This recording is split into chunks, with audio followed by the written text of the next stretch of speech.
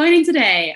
Super excited Yeah. for today's episode of Sauces here. I'm welcomed by Mike Wolff, who has spent over 18 years at Salesforce, from his early days in sales to now leading as SVP of Global ISV Partners. And today's episode of Spekit Sauces, we're going to discuss all the secret sauces of the hundreds of partners out there that Mike gets to interact with every day in his role, and learning about how they've been adapting to this new environment from a go-to-market standpoint, from a marketing strategy, going digital. We're going to talk a little bit about what it takes to be a really successful partner in the ecosystem, and lots more. So promises, no slide. This is going to be a lot of fun, and we're going to keep it to 30 minutes.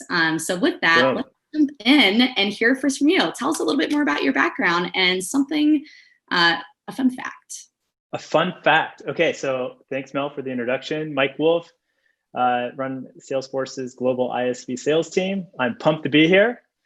Fun fact that I would love to share with everyone is that I am the #1 Peloton rider in my household.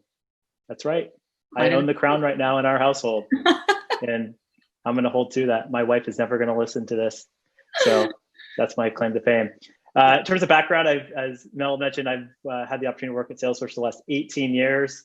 The majority of my time at Salesforce was spent on the direct sales side, running a number of different sales organizations, moved over to the ISV organization the last 2 years.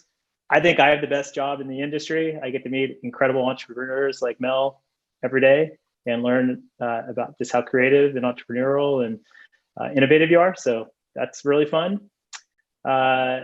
And yeah, I'm really looking forward to this conversation. Awesome. Well, let's dive right in. So let's talk a little bit about just what you're seeing in the marketplace right now as we think about, just 2020 and everything that's gone on with COVID. What's going on? Remote. Yeah. Lots, and we'll skip over a couple things. But yeah, I'd love to hear firsthand from you. You have the privilege of being able to talk to so many different partners across different sectors and different industries. Like, what are some of the trends that you're seeing in the way that companies are kind of shifting and adapting to this new environment? So it goes back to what I just talked about. Is I have the opportunity to talk with executives and entrepreneurs like yourself every day, and there's a couple things I'm seeing. On one hand, I'm finding some entrepreneurs and execs who are stuck right now, right? They're waiting for a return to normal, and just by the very nature of what we're doing today, right? I am at my dining room table right now having this conversation with you. We both have mini golden doodle puppies at our feet right now, right? We're bringing customers together in whole new ways by this fireside talk that we're having. Like, this is the new normal. We're living it. We're in it right now. And the sooner that companies evolve, the better off they're going to be. So that's one thing. And then on the second side of it, we are seeing companies transition extremely well into this new environment. And they're doing it through a few different ways, right? They're evolving from a product perspective. They're evolving, in terms of how they market. They're evolving how they sell. And, I'm happy to dive into any of those areas that you'd like. Yeah, absolutely. And so with that, maybe we can kick off firsthand, what are some of the things that Salesforce is doing right now from a direct sales standpoint? And then let's shift over to what you're seeing in the customer base. So what are some of the strategies that you're seeing Salesforce adapting, obviously with work.com, launching new products? What have you seen work really well? So a few different things. So Salesforce has definitely evolved across sales, marketing, and product.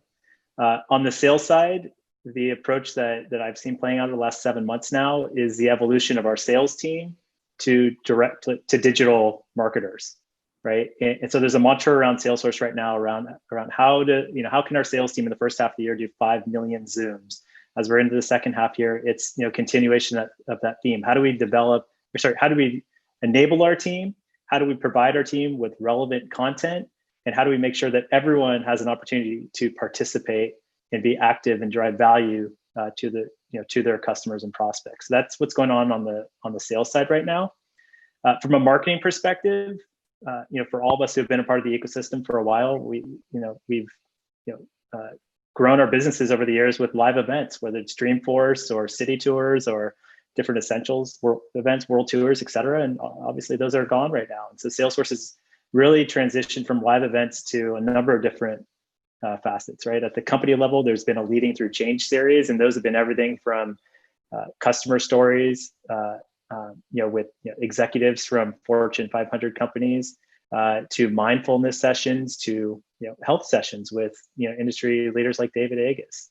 And I know, Mel, from an app exchange perspective, I know that you've engaged in different types of ways to engage with customers as well. I'm sure we'll talk about that in a few minutes as well.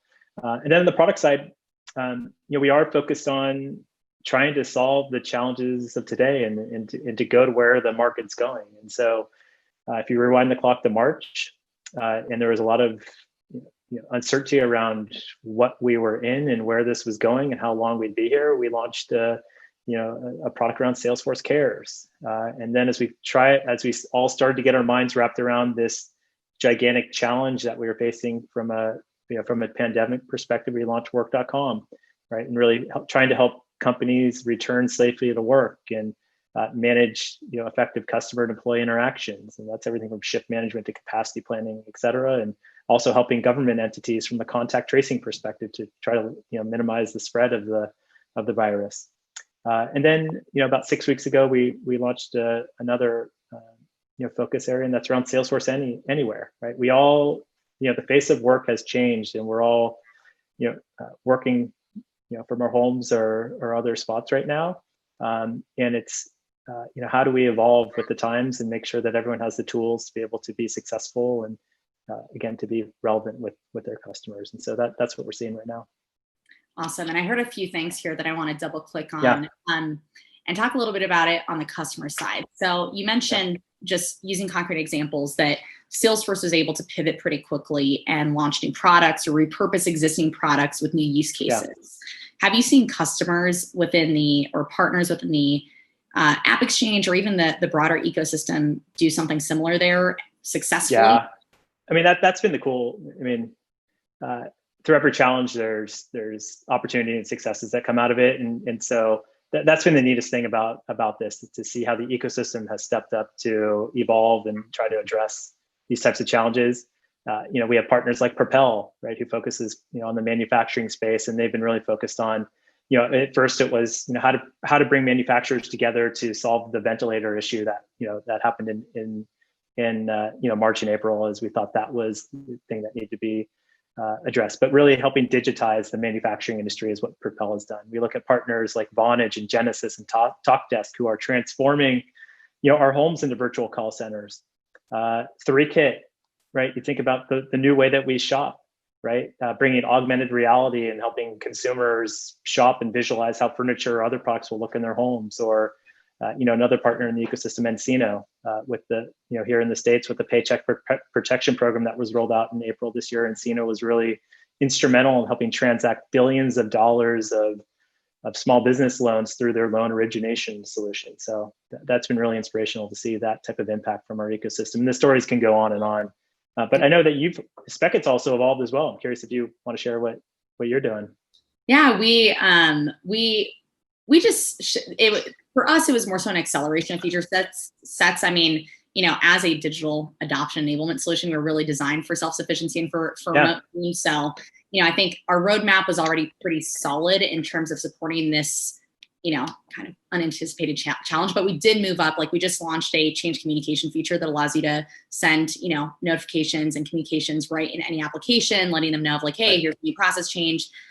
Or here's an update to your collateral. And it's all about, helping facilitate communication when everyone's remote. And so for us, I think part of the fun of it was getting everyone really excited and creating a level of urgency on your roadmap that was just different, right? And I think again, going from a leadership standpoint, there's a lot of this that has created a lot of angst, right? From a product roadmap standpoint, a go-to-market standpoint, for us, going back to digital events, frankly, we had not significantly invested in a digital strategy, right? We were so lucky because we launched our first product at Dreamforce. Dreamforce was the launching pad for us. That's how we ended up with a Fortune 500 customer as our first customer, only because of being able to get that visibility. And then since then, I was like, well, let's double down on these Salesforce events. They seem to be working for us, right? Yeah. And so we did the world tours and all these user groups and all these events.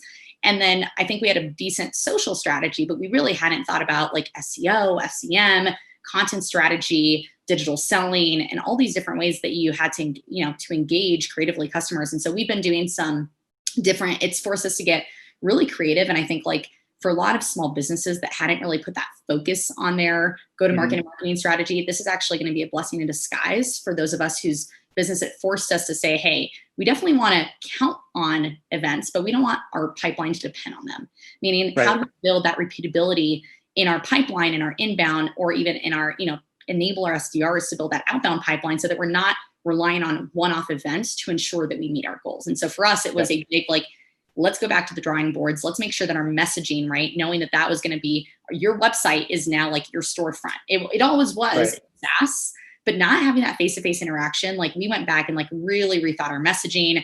I'm going through a process right now with a design firm to like really rethink all of our web pages and how they're structured and the architecture. And so I think a lot of my peers that are either SaaS founders or thinking about this are really investing a lot of time thinking through like, what is our positioning, right? How are we really spelling out our value prop so that when that is the only interaction now that we have with our customer, that's clear, right? And thinking of different places, right? App Exchange listing, G2 Crowd, Capterra, making sure that, where are people going to look for your product now that these events are gone? And how do you ensure that your messaging is clear and concise and really speaks to that buyer and the different personas you're catering to see that conversion? And so for us, it really forced us to take a step back and like really put in the hard work. I think words are the hardest things to come up with as a business. Products, we can figure out words and how to describe the features and functionality a lot harder. And so it really forced us to like go back to the drawing tables, put all of our heads together. And I think we're seeing a lot of businesses really, take new takes on their messaging to adapt as well. I think you hit it on the head, right? And I've always seen over my career, it's whenever there are these macro events, it reveals the gaps in your strategy. And I think you just articulated extremely well across the spectrum of how you're approaching it. So thank you. Yeah. And one of the questions that came in during sign up was when these companies are looking to launch new products, whether that's in response to COVID specifically or more to this broader kind of remote environment or digital environment, like if there's one piece of collateral that you need to equip yourself with, what is that piece of collateral and what do they need to do to make sure that these new product launches are successful? Well, I'm a big fan of the customer success story. I always used to talk about, when we're in the office of having that, stories are communicated through kind of the swivel chair when someone asks you what's going on. And now it's even more important in this digital world, but the customer success story. And my advice to you on that front is to keep it really simple. I've had the chance earlier in my career to learn from, a great product marketer like Brett Queener. You're lucky to have Brett on your board. And there's some things that I've learned from him that stuck with me. And that's to be really clear on what's the challenge you're trying to solve, right? Articulating that clearly and in English, not overly confusing buzzwords. How specifically does your company solve it? What impact, is your customer going to have, or what did they have from implementing your solution? And then it's amazingly in this role, I've noticed a trend, and I want to make sure that everyone avoids this. And that's on this one piece of collateral, this customer story, make sure that you have a designated point person for people to follow up with, or a web to lead form for people to go to. It's amazing how often there isn't a call to action on that one pager. And then the last piece is if you're capturing interest, make sure you have people promptly follow up. That's another theme that I see. It's like, that's great. You have this great customer story. The prospect or customer knows where to go, and then you capture it, and then we follow up like a week later. Like, no, like we all know that the sooner you follow up on interest, the better the conversion is. So that would be my suggestion for where to invest. Yeah, customer stories definitely speak higher than anything else. And actually, that tip, just to reiterate what he said, is something that I took away from our last conversation, was when we were reviewing some of our collateral, not having that like email sales at, or email marketing at, or an ideal way is like email this person in the company to get more information. Because, as you're saying, like these one pagers, whether they're downloaded from the website somewhere, whether they're going to be shared internally, that's one of our big focuses right now. Is I think we've got a lot of, we've got a range of collateral that is accessible by our customers, by potential prospects on our website and whatnot, and on these different listings. But we're really starting to do an exercise where we think about, like, at each stage of the funnel, what kind of content do we need to equip, not our salespeople, but our champions to then go sell internally, right? And really thinking through like, okay, at this stage, we're expecting to get these kinds of objections, right? What kind of collateral is going to line up really well with that? And really, again, like lasering in, focusing in on that to make sure that we're addressing that, addressing that the right way. My analogy around collateral is always, are you throwing your champion a beach ball, or are you throwing them a medicine ball, right? Think about when you work out and you have that medicine ball and someone throws it to you, like, ugh, all right, now what am I going to do with this thing? Like, throw them a beach ball, make it easy. Love it. It's kind of, just bump it along. Like, here's where you can add value. So yeah. And speaking of, like, just one thing for any partners that are listening that haven't explored this yet, one of the things that we decided to invest in is in some of the AMP opportunities. As an app exchange partner, they have a whole marketing arm that's designated to basically creating co-marketing opportunities between Salesforce and the vendor. And we found those to be very successful. One of the things that we invested in is a branded case study. We're launching ours with Southwest Airlines. And basically it's a Salesforce branded case study, right, about Southwest Airlines and the benefits that Spekit brought their organization transitioning here. And so I think, especially as smaller partners, right, that don't necessarily have the brand reputation of nCino, right, those are the kinds of investments right now as we really think about, like, again, digital engagement with your customers. Like, how can you make sure that, like, the small bets that you make have the highest ROI? Having Salesforce brands content with a phenomenal customer story about how your product solves real challenges, I think, like, really speaks louder than anything. So that's something that we've been really looking at. How do we partner with Salesforce and the different opportunities that are available to us to, like, really accelerate our brand and kind of, take some of that momentum and with it as well. What else have you seen from a demand gen standpoint? I know we talked a little bit about equipping AEs to go sell digitally. Like, are you seeing internally, like, more training happening or more enablement happening around reps? And, like, how are you guys approaching it? And if you're a go-to-market leader on this call, like, what are some ways that you can train your team to, more effectively engage digitally with your prospects? Yeah, so I'm seeing this both internally at Salesforce and across our ecosystem. And the big theme right now is enablement, right? And at Salesforce, it's like we have a weekly enablement call across 50,000 employees. I feel like, the bigger we've gotten, the smaller we've gotten in terms of how we're approaching enablement. And that's what we're learning about. Like, we're hearing directly from our executives, from Mark and Brett and others. We have a different, cloud GM on every week who's enabling the team across his or her specific cloud and how we're solving challenges. There's Q&A. So enablement has been a huge focus. Again, as we're getting, for everyone in the ecosystem, we know we're not having Dreamforce this year, but we are doing a kind of a Dreamforce to you approach. And so there's a whole enablement around how we're going to bring that unique experience to each of our customers on a one-off basis. So that's, going to be interesting. When I think about, our ecosystem, really, again, the key focus has been around, evolving from this live event world to a digital world. And we're seeing, it's everything from best practice content of, what we're talking about today to, we have, partners like, Own Backup, who does a really good job of kind of breaking through the clutter and having a thought leadership type of conversation with an amazing female leader like Malala to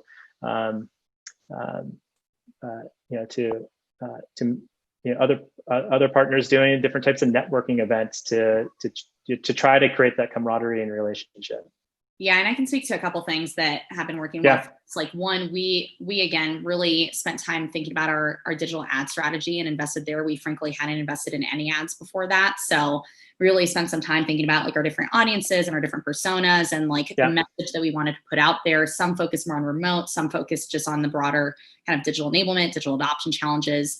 Like I said, we invested in a design firm to really help us think through, like, our website, knowing that, like, now more than ever, like, your website, like, your messaging, if you haven't updated your stats in a while, like, those are the areas, right? We hadn't updated our logos in a while, right? Those are some of, like, those low hanging fruit, which can really help.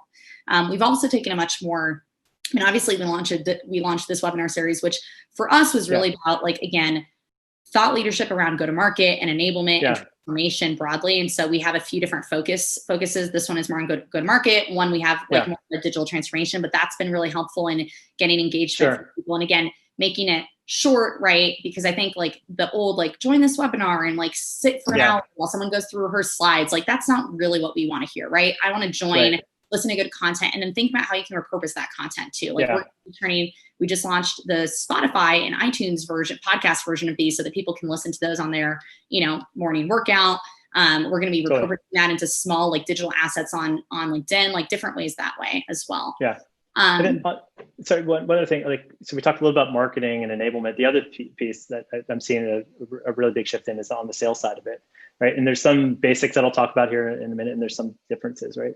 So again, whenever there's these macroeconomic factors that are playing out in the market, what becomes really evident is the importance of sweating the details, right? And I'm sure you see that as a CEO, right? In the deals that your team is engaged in, of sweating the details is about making sure that you're multi-threaded in the accounts that you're selling to, that you're after every call that you're driving the dialogue with those customers and prospects, right? You're recapping, you're restating what you learned, you're making sure you're confirming along the way. You're really detail oriented around the joint plan, the mutual plan that you're working on together, like a project plan that you're working on with that customer around who's doing, what you're doing, who's doing what, and by when. That you're crossing your T's and dotting your I's around understanding the purchase process, like things that are really basic. But again, when there's these macroeconomic factors, they become really disruptive when you don't have clarity around that. So that's one theme. The other theme is I'm starting to see this transition to, I'll call them outcome-based initiatives, right? And some of the more strategic deals that we're seeing play out, that customers are asking questions around, hey, I'm interested in your software solution. However, I'm interested in tying the value of your solution to the outcomes that it actually drives, and that's that theme we could talk a lot more about in probably another call, because there's a lot of that we could talk through examples of how we're seeing that and where we're seeing it. And then the other theme that I'm seeing is, sometimes there are account executives who can make his or her year on one or two deals. And that is just not the environment that we're in anymore, right? You need to have a diversity of deal structure that you are working on. And you need to be really good at identifying, all right, what's a transactional deal and what's a strategic deal, and treat them accordingly. And I know that may sound elementary, but again, you'd be surprised at how often those two are confused, and you treat a transactional one strategically and a strategic one transactionally. And so it's just something to keep in mind.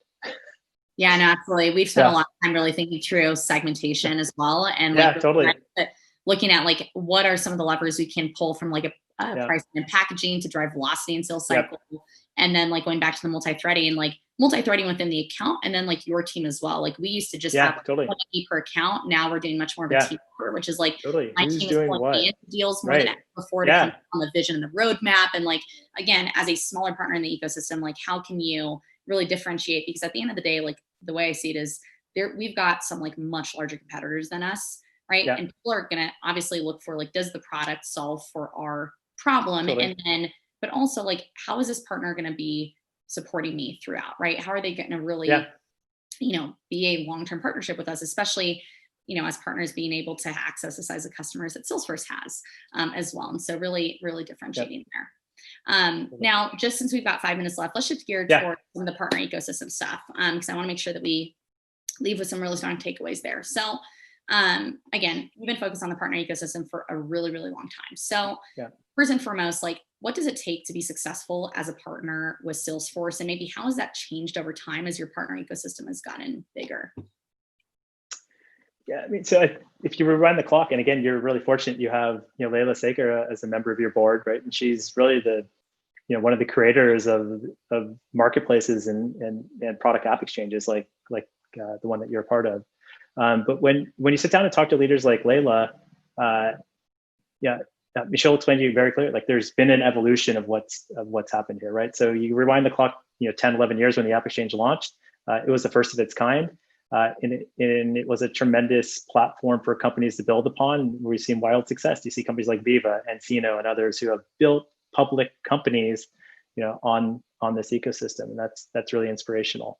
There's been an evolution over the years where where we're seeing a lot of companies like yourself who solve specific challenges that interact with the core Salesforce technology and help amplify adoption or help fill green space in terms of where Salesforce hasn't built, and that's extremely important to helping us focus on customer success, drive adoption, and make sure that again, our customers are receiving the outcomes that they desire from investing in us.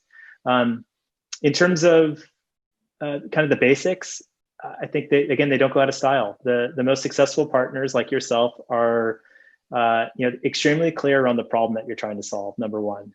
Number two, the most successful partners have an extremely clear segmentation strategy. They know which geographies they're selling to. They know what size companies they're focusing on. They know the industries that they're most successful in.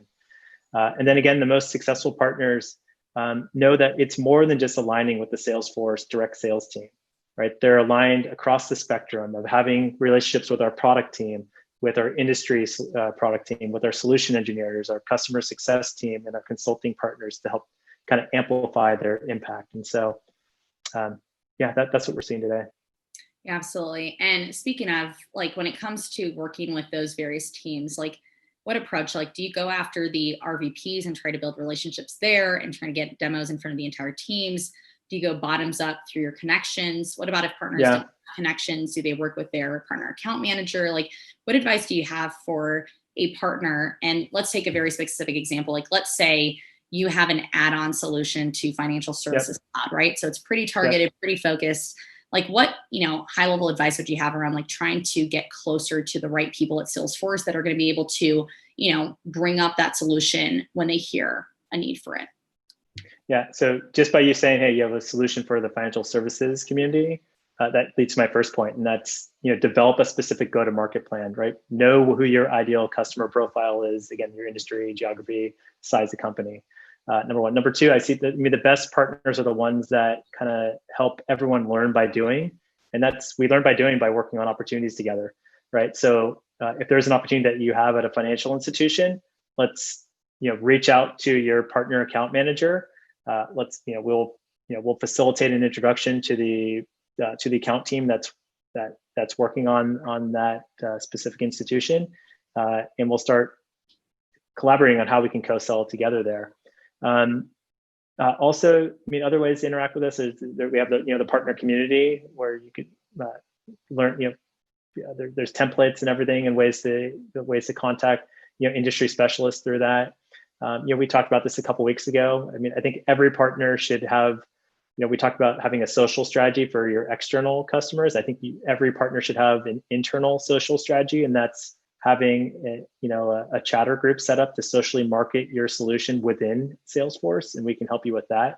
And that's just great to share, kind of your prospecting focus, success stories, best practices, et cetera. So those are some ways that I would suggest engaging on those types of opportunities. Awesome. Yeah, we're going to be investing more on our internal listing, because that was definitely not something I'd been too focused on the marketing front. And then just generally, like, what are some of the things that, and this was another question that came in, like, what does Salesforce encourage partners to take advantage of, but that few ISVs actually do? What do they take advantage of? Few actually do. I think AMP, right? So that's the App Exchange Marketing Program. We talk about ways to market your solution to the broader customer base and to the internal stakeholders. That's a program that I'd love to see more partners take advantage of. Number one. And number two, the technical evangelist team. Like, we have this team of incredible technical evangelists that rolls up to a great leader, Andrew Albert, in our organization. What's really important to us is that for anyone who partners with Salesforce is that we build a really strong technical foundation.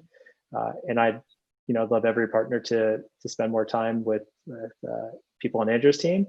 And then around, also from a technical perspective, we have some incredible product development organizations that are also part of the ecosystem that help our partners build tremendous technology and really build seamless user experiences, right? I always think of think of when I think of a Lego set, and if you're building like I'll think of like the Millennium Falcon, from Star Wars, right? Everyone have that visualization of the Millennium Falcon. Sometimes it's kind of gray and black Lego pieces on there. Sometimes, when I think of these apps that aren't built really well, it's like there's the Millennium Falcon, but there's like blue and yellow and red pieces all strapped onto it. Like, well, what is this thing? Am I using Salesforce? Am I in another solution? Like, it's not very usable. And so again, it really comes down to developing great technology that delivers an awesome user experience. And that comes from our technical evangelist team, or our PDOs that are in the ecosystem as well. That's a really good piece of advice. Honestly, I don't think we've reached enough with your technical evangelist team, but that is something that we've been aware of too, which is like, how do you create a seamless user experience, especially if your solution sits on top of Salesforce? And totally. I see categories represented here, form stack, et cetera. Like, those are some important things to think about, which is just like, how does your UX and UI really seamlessly flow for the end user? Because the end user is just looking to do their job. I need to fill out this form. I need to complete this task in my project, et cetera. They're not thinking about like, I need to log into 5 different systems in Salesforce. They're like, I need to do my job in Salesforce. How do we make it all fly seamlessly together so that it seems very smooth? Got it. I think that was really good. And the chatter page is definitely something that we will be investing in more on our end as well. Cool. Awesome. Well, thank you so much. Want to keep it short, but hopefully everyone listening got some really good tactics and strategies that they can bring back to their teams, that you can bring back to your team. Thank you again, Mike, so much for joining. Really, really appreciate your time, and looking forward to seeing everyone soon. Thanks so much. Thank you. Have really enjoyed it. Thanks, Mel. Thanks, Mike. Bye-bye.